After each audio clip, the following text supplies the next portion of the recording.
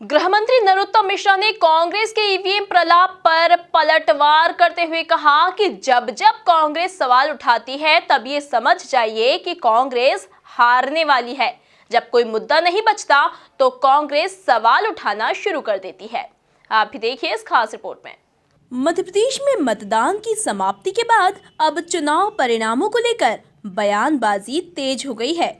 गृह मंत्री नरोत्तम मिश्रा ने उपचुनाव के नतीजों को अपने पक्ष में बताते हुए कांग्रेस के आरोपों पर पलटवार किया है।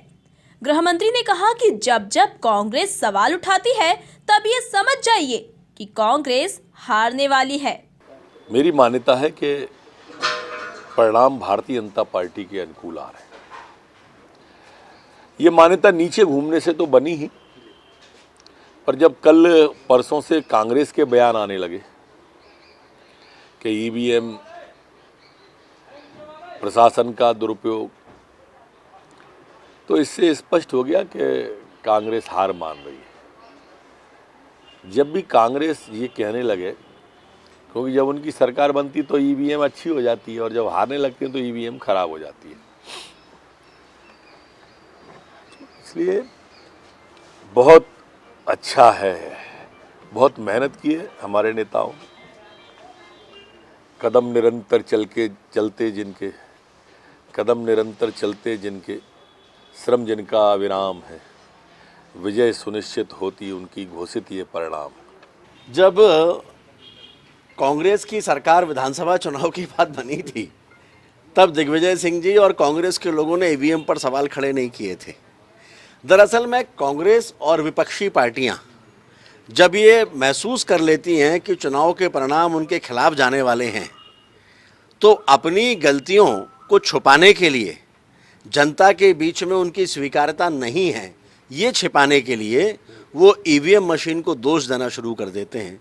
और इसलिए ईवीएम का ये जोर अभी न सिर्फ मध्य प्रदेश के चुनाव में बल्कि बिहार में भी चुनाव के परिणाम के आने के बाद विपक्षी पार्टियां और कांग्रेस के नेता उठाते रहे। इसका मतलब ये मान लीजिए कि कमलनाथ जी सहित कांग्रेस के सभी नेताओं ने स्वीकार कर लिया है कि मध्य प्रदेश में कांग्रेस के 28 उपचुनाव में करारी हार होने जा रही है और इसीलिए वो कहीं ना कहीं कोई स्थान ढूंढ रहे हैं जिसके पीछे छिपकर अपनी पराजय किसी और पर मढ़ सकें। वहीं कमलनाथ के द्वारा कांग्रेस प्रदेश कार्यालय में 7 घंटे वोटिंग की मॉनिटरिंग करने पर तंज कसते हुए कहा कि पहले ही बैठक कर लेते तो अभी नहीं बैठना पड़ता।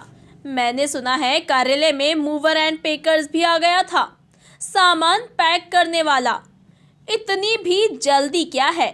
10 नवंबर तक प्रतीक्षा करें, आराम से 11 नवंबर को जाएं। पहले ही बैठ लेते तो शायद अभी नहीं बैठना पड़ता है इतना लंबा।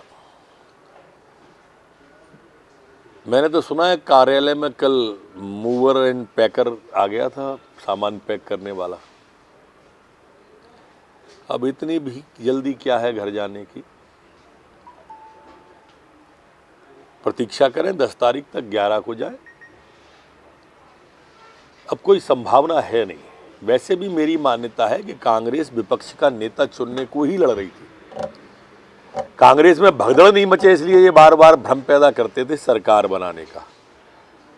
कांग्रेस को सरकार बनाने 29 सीटें चाहिए, चुनाव हो रहा है कुल 28 पे। अब 28 पे 29 के परिणाम कैसे आएंगे, ये कला तो कमलनाथ जी को आती नहीं है, ये सिद्ध हो गया है।